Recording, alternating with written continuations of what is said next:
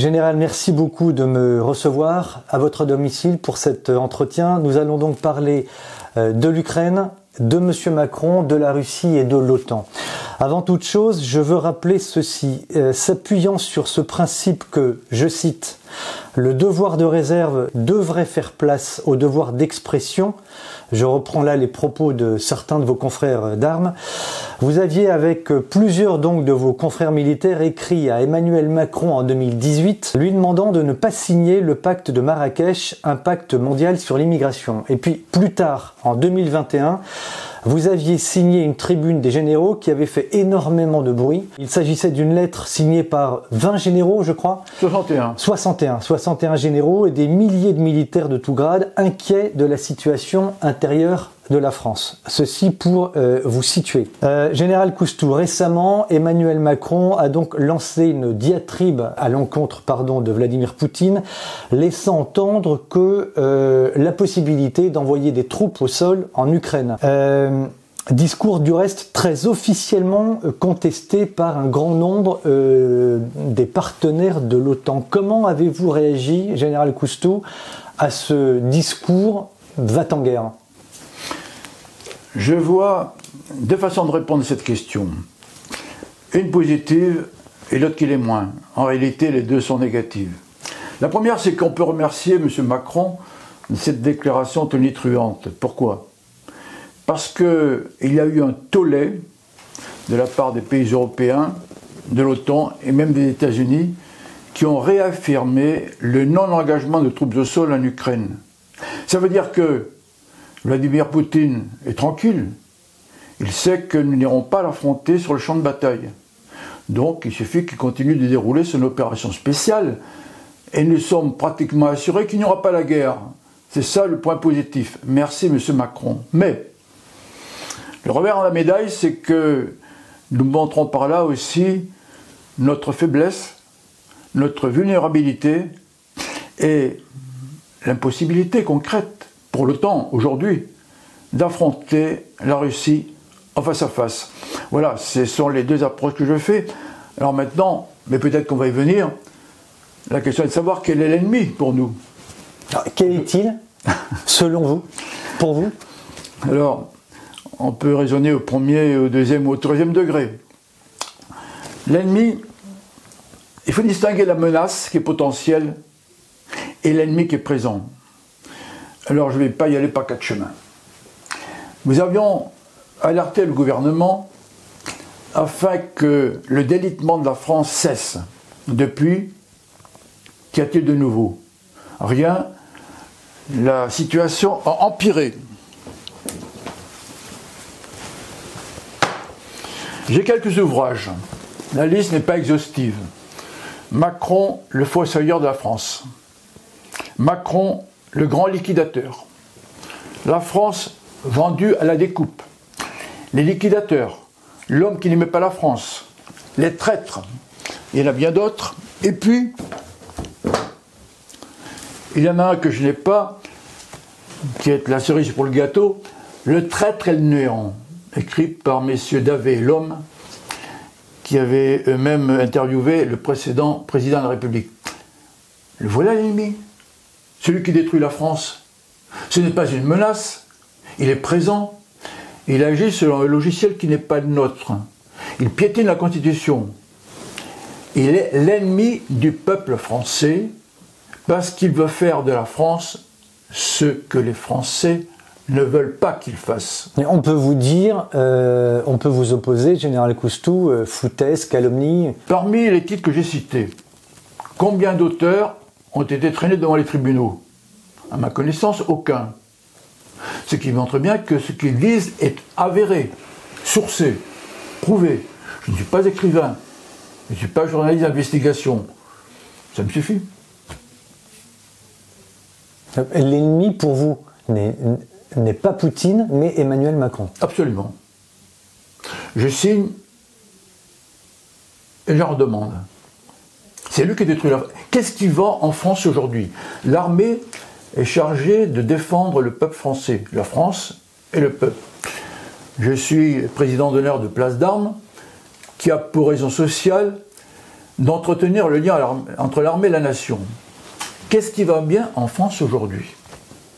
Hormis peut-être encore un peu l'armée, qui est échantillonnaire, ce n'est pas moi qui le dis, est-ce que l'hôpital va bien? La santé, l'agriculture, l'industrie, que sais-je encore? Depuis 7 ans que M. Macron est au pouvoir, qu'a-t-il fait pour redresser la France? C'est lui qui l'a détruit. Il n'y a pas besoin de M. Poutine. Voilà, donc j'affirme que c'est lui, le liquidateur, le destructeur de la France. C'est lui qui devrait partir s'il avait un peu d'honneur. Mais c'est un mot qui doit être absent de son vocabulaire. Pour son discours, pour revenir, Général Coustou, sur le discours d'Emmanuel Macron le 27 février, je crois, dans lequel il suggérait, il envisageait en tout cas l'envoi de troupes au sol en Ukraine, pour quelles raisons militaires, s'il en existe, vous allez sans doute me dire que oui, pour quelles raisons militaires cet engagement est-il une folie? Bien d'abord, nous n'avons pas les moyens. C'est trop officiel. En guerre de haute intensité, l'armée française serait capable de tenir pendant 3 jours sur un front de 80 km. Oui, c'est ce que dit un rapport parlementaire. Ça, c'est clair. Nous n'avons pas les moyens. Alors, d'ailleurs, on voit bien toutes les difficultés que l'OTAN a à contenir cette avance russe. Nous qui devions la balayer d'un revers de main, nous avons toutes les peines du monde. Nous sommes incapables. En plus, n'oublions pas que la Russie détient une arme que nous ne possédons pas et que nous ne pouvons ni intercepter ni détruire. C'est la fameuse arme hypersonique. Il ne faut pas oublier que, à une seule frappe, une seule bordée, disons, la Russie serait capable d'envoyer par le fond tous les porte-avions américains. Nous ne faisons pas le poids à l'heure actuelle face à la Russie. C'est pour ça que c'est folie, concrètement. En fait... C'est envoyer des troupes à la mort, directement. Absolument. Mais ceux qui les enverraient n'iraient pas en première ligne. C'est-à-dire le président, notre gouvernement et tous les godillots du Parlement, je pèse mes mots, ce ne sont pas eux qui vont aller en première ligne. Ils répondent à des intérêts qui ne sont pas les nôtres. Ils n'ont que faire du peuple français qu'ils ne connaissent pas, qu'ils n'aiment pas. En fait, le sujet est très simple pour moi. Nous ne sommes pas dans le même logiciel. Je me permets de faire... je ne sais pas si la publicité est autorisée. On peut. On est sur un média libre. Je ne fais que recommander ce livre que je suis en train de lire, La mafia et la Maison Blanche, de Jean-François Guéraud. C'est absolument sidérant. Dans ce livre, il explique comment les présidents américains, depuis fort longtemps, et jusqu'au président Obama, je n'ai pas fini le livre, sont complètement tenus par la mafia. Et là, on comprend bien que tout ce qui se passe sur la planète en général et en France en particulier dépend de ce pouvoir occulte, c'est-à-dire l'oligarchie financière internationale et cette mafia dont le nom avait même été interdit aux États-Unis. Voilà. À partir du moment où on a compris ça, on comprend la guerre en Ukraine. Le peuple ukrainien, c'est la grande victime de cette guerre. Mais l'enjeu, et on le sait bien, c'est le bras de fer entre le dollar qui assied la puissance américaine et la Russie qui est la puissance montante. Et les BRICS. Exactement. C'est-à-dire qu'en gros, il y a 40 États sur la planète qui suivent les États-Unis, dont nous, qui sommes, peut-être un peu brutal, un quasi-protectorat américain. Il ne faut pas se voiler la face. Justement, on en parlera dans quelques secondes. Bon. Et puis, par ailleurs, il y a 150 États qui piétinent et qui sont face à ce monde occidental qui ne se rend même pas compte qu'il est en train de perdre la main. Avec nous, en pole position. Général Coustou, imaginons que le chef de l'État français décide malgré tout l'envoi de troupes au sol en Ukraine. L'armée peut-elle désobéir? Bonne question. Les chefs peuvent-ils désobéir? C'est délicat. Alors d'abord, il faut savoir que la circulaire Palagos, dans le Code de défense, prévoit le devoir de désobéir à un ordre manifestement illégal. Manifestement illégal. Et comment juger s'il l'est ou s'il ne l'est pas? Alors, je vais vous donner deux exemples concrets. Un capitaine ou un lieutenant a un prisonnier qu'il veut absolument faire parler et donne l'ordre à ses subordonnés de la faire parler, y compris par leur torture. Là, c'est clair, le subordonné a le devoir de ne pas obéir parce que la torture est interdite en France, est interdite par les traités que nous avons signés dans le cadre des conventions de Genève, etc. Ça, c'est clair. Dans l'action, ce n'est pas toujours aussi facile. En plus, quand l'ordre vient du président de la République, c'est beaucoup plus délicat. Il n'empêche, je vous donne un exemple concret. En 2018, au moment de la crise des Gilets jaunes, le chef des armées, qui est le président, avait donné l'ordre ou les directives pour que l'armée soit interposée entre d'une part les manifestants et d'autre part le Palais de Bourbon et l'Élysée, avec l'autorisation, si nécessaire, de tirer sur les manifestants. Gravissime. Alors, ce que je sais de source sûre, c'est que le commandement ne l'a peut-être pas fait de façon brutale. Avec un peu de diplomatie, il a fait comprendre au président qu'il ne tirerait pas sur la foule. Ce que je veux dire, c'est que la légalité, elle est celle des textes, elle est celle aussi de la situation du moment. L'armée française n'est pas là pour tirer sur le peuple, elle est là pour le défendre. Elle n'est pas là pour tirer sur le peuple, pour défendre le président, elle est là pour défendre le peuple. Voilà. Alors, la légalité, donc, c'est quelque chose qui se discute, il y a des cas de jurisprudence, mais le soldat a le pouvoir de désobéir. Je citerai quelqu'un qui est indiscuté, le maréchal Lyautey. Le maréchal Lyautey avait dit que l'indiscipline est la marque des grands chefs. Ce qui veut dire que dans certaines circonstances, le chef est en mesure d'apprécier en conscience s'il doit ou pas obéir. Question délicate, qui n'est pas régie par les textes d'une manière rigoureuse.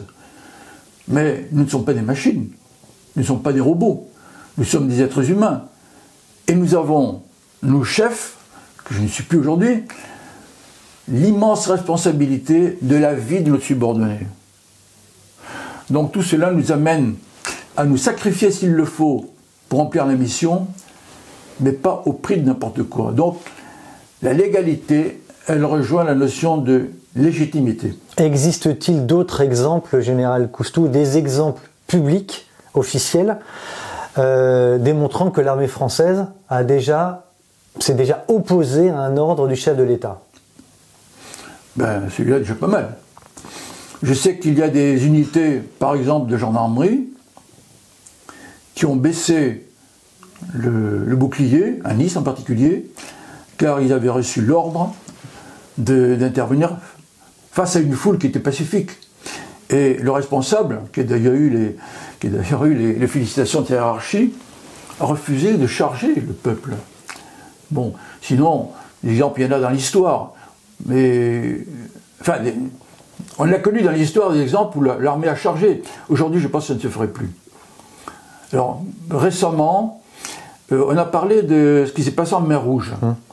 Bon, c'est un peu difficile. Vous pouvez rappeler les faits, Général? Bon, alors, il y a des je ne sais pas comment on peut les appeler, des rebelles qui, à partir du Yémen,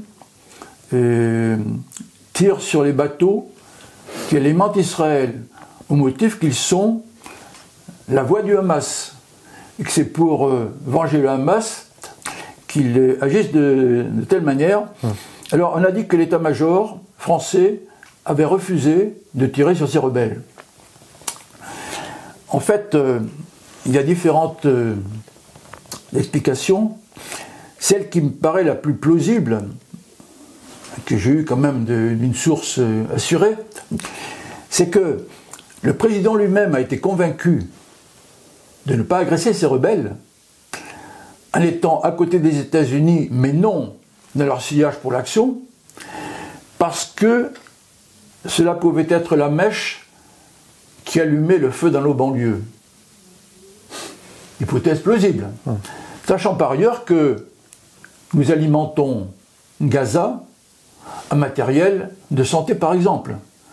Donc il ne faut pas être trop manichéen. Donc cet apparent refus d'obéir n'est peut-être qu'une explication de façade qui a consisté, sur le fond, à convaincre le président de ne pas agir ainsi, mais lui-même, je pense, est conscient des risques de contagion de la colère de ces rebelles. Général Coustou, il y a quelques heures, Emmanuel Macron est revenu devant la presse tchèque sur son fameux discours du 26 ou du 27 février, je n'ai plus la date exacte, indiquant qu'il, je cite, refusait toute escalade avec la Russie. C'est ce qu'il vient de déclarer devant la presse tchèque. Le 26 février, je le rappelle, il envisageait l'envoi de troupes au sol. Quelques jours plus tard, il affirmait ne pas vouloir d'escalade avec la Russie. Alors ma question est la suivante. Un jour noir, l'autre jour blanc. Pensez-vous que cette posture ou la confusion permanente entretenue participe à aggraver le discrédit de la France à l'étranger ? Est-ce qu'on peut encore aggraver le discrédit de la France à l'étranger ? On pourrait aussi évoquer sa déclaration en Suède au sujet de l'européanisation de la dissuasion nucléaire française. Hein, là encore, alors, je crois qu'aujourd'hui, la France est complètement discréditée. D'ailleurs, le ministère des Affaires étrangères proclame encore que la France a une politique étrangère ambivalente.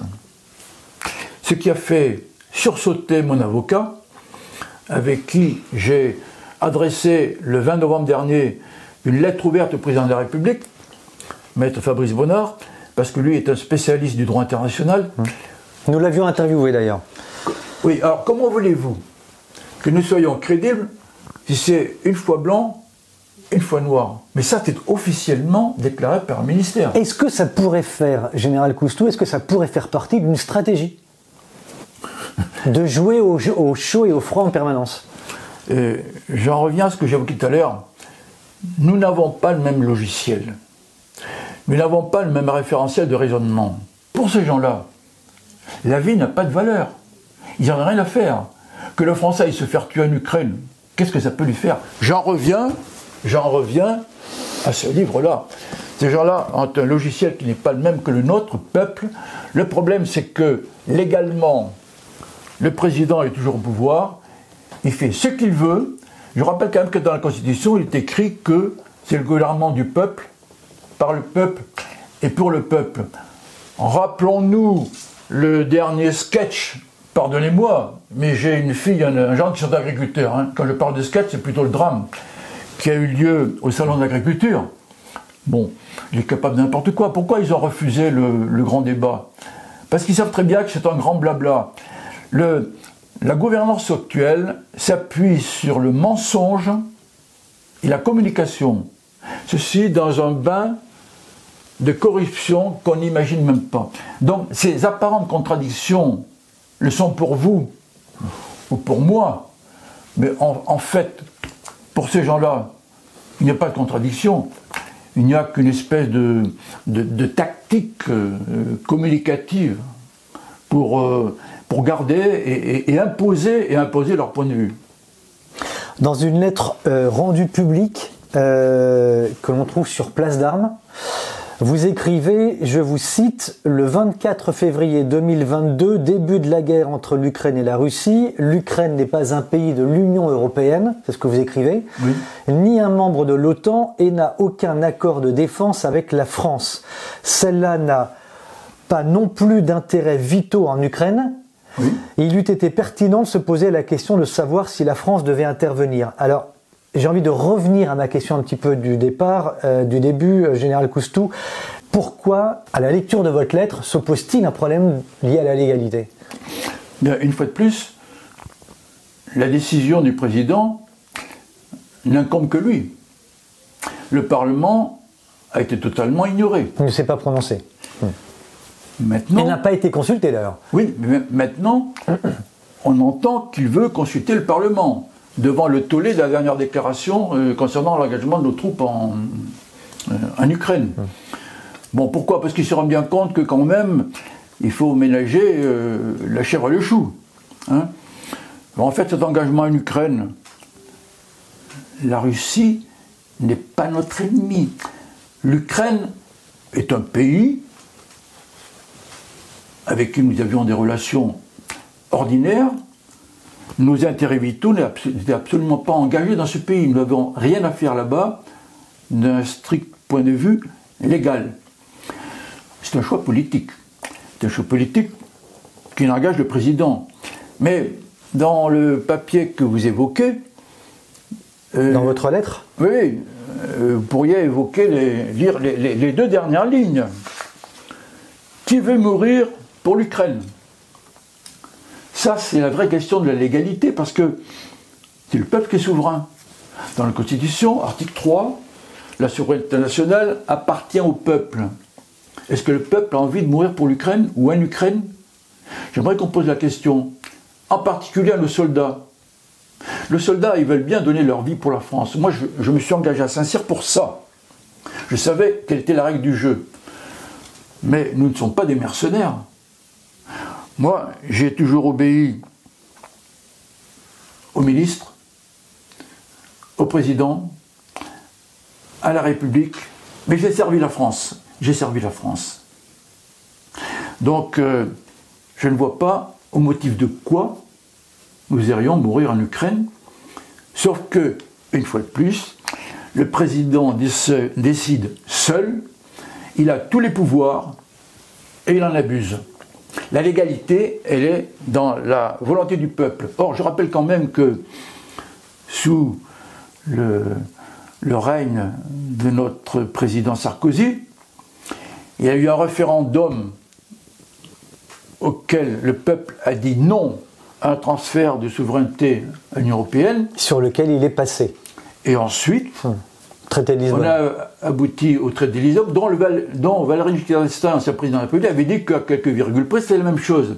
Et là, nos représentants, puisque le peuple exerce sa souveraineté soit par référendum, soit par ses représentants, on dit oui. C'est-à-dire que les représentants du peuple ont trahi le peuple. Eh bien, le président continue de trahir.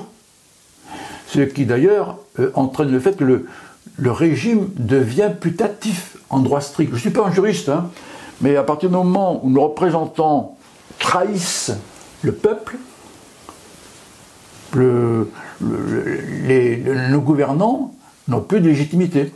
Est-ce que le début de nos ennuis, si je puis dire, du discrédit profond de la France dont vous parliez tout à l'heure, ne vient-il pas de 2009, le jour où Nicolas Sarkozy a décidé de réintroduire la France dans le commandement de l'OTAN, et mettant fin justement à la décision de Gaulle en 1966.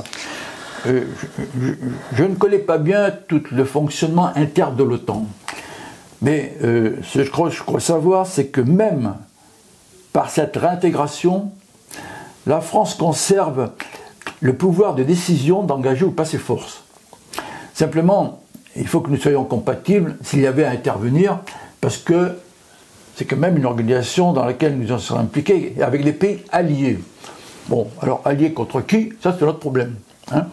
Est-ce que l'OTAN doit perdurer? C'est encore un autre problème. On se demande pourquoi.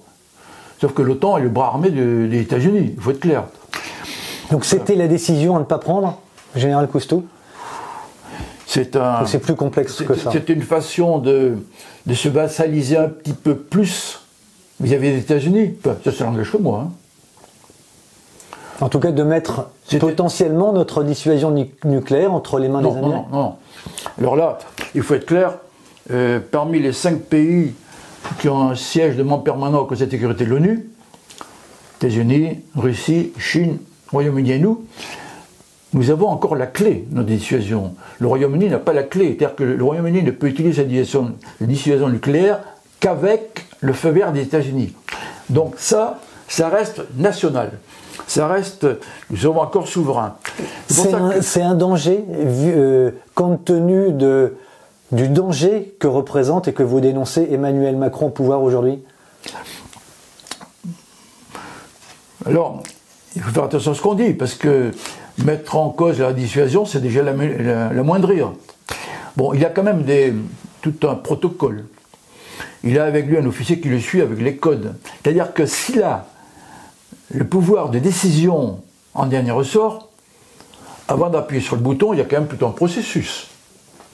Il y a des gens qui vont peut-être pas se barrer, se mettre en travers de sa route, mais qui vont le conseiller, appeler son attention sur les avantages et les inconvénients d'une telle décision. Il pourrait désobéir. Il pourrait. La dissuasion, on veut qu'on reste flou sur le sujet. Hein, encore qu'on a un président, que j'ai cité tout à l'heure, qui avait dit que s'il avait eu le faire, il ne l'aurait pas fait. C'est que c'était une faute grave. Même a posteriori. Voilà, donc là encore, c'est de la gesticulation. On a vu en Suède, il a parlé d'une façon libre, et à la fin, il a lu son texte. Bon, parce qu'il sait très bien quand même que c'est un sujet délicat. Mais la dissuasion, elle est française. Même si d'autres présidents ont dit qu'elle pouvait participer à la protection ou à la défense de l'Europe, c'est nous qui gardons la clé. Et il n'y a aucune raison pour qu'on engage notre dissuasion nucléaire pour protéger les intérêts vitaux de la Suède ou d'un autre pays de l'OTAN. En revanche, pour les nôtres, oui. Sauf que les nôtres, on ne les définit pas précisément. Ça fait encore partie de la dissuasion. Voilà, donc, moi je ne crois pas.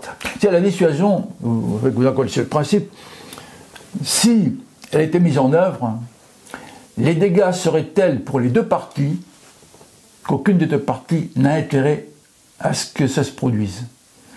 Si on était vitrifié par quelque pays que ce soit, on aurait la possibilité de le handicaper de telle manière qu'ensuite il soit complètement impuissant face à un troisième larron. Moi je crois que les hommes seront assez raisonnables pour ne pas aller jusque-là. Et y compris notre président, parce qu'il n'en réchapperait pas. Vous pouvez avoir des blocos ou des abris, vous allez vivre combien de temps là-dedans? Un jour il faudra bien sortir. Donc là il faut être vraiment très réaliste. Moi je ne crois pas à une vitrification. On a donné au président Poutine d'avoir brandi la menace de dissuasion. Ce n'est pas lui qui l'a fait. Alors, quand on parle de ce sujet, ben lui, en termes de gesticulation, il répond sur le même sujet. Mais il n'a jamais menacé l'Europe de nous vitrifier. En tout cas, il ne l'a jamais fait en premier. Mmh. Ce sera ma dernière question, Général Coustou. Actuellement, au moins 20 000 soldats participent aux portes de la Russie à un exercice militaire.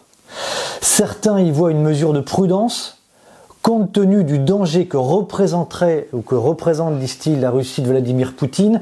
D'autres y voient au contraire une provocation déguisée de l'OTAN. Quelle est votre analyse sur ce point? L'OTAN ne travaille pas pour nous.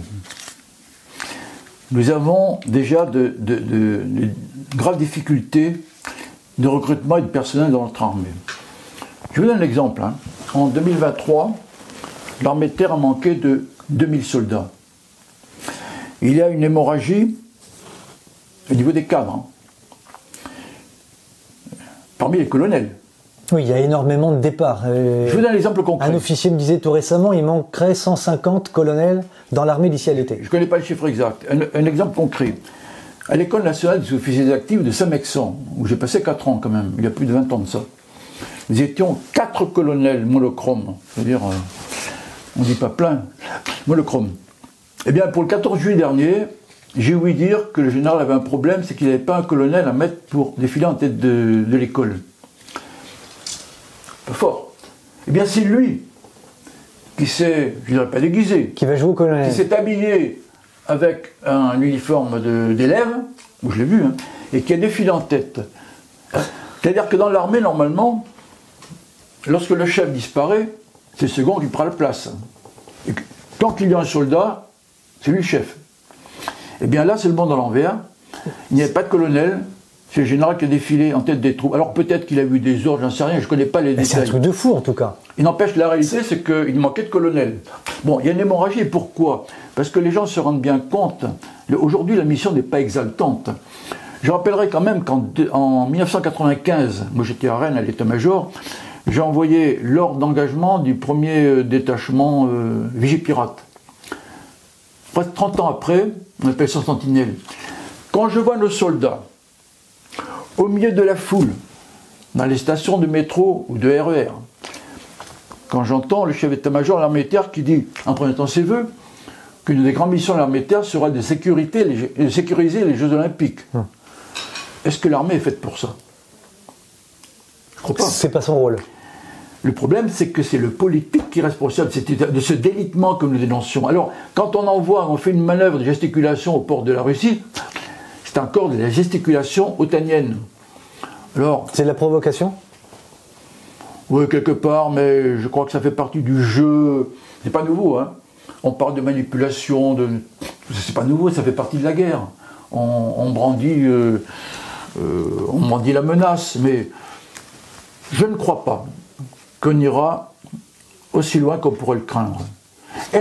Franchement, est-ce que vous pensez que M. Poutine a envie de venir se baigner les pieds dans l'Atlantique ou dans la Manche, en envahissant le Liechtenstein et la France? Il n'a pas besoin de ça. Il suffit de regarder une carte de géographie. Bon, donc tout ça, pour moi, ça fait partie de la gesticulation. Et puis... Vous n'y croyez pas, donc vous n'y croyez pas du tout. Non, il faut bien voir aussi que, vis-à-vis de ceux qui financent, l'OTAN et nos gouvernants ont besoin de montrer quand même qu'il se passe des choses.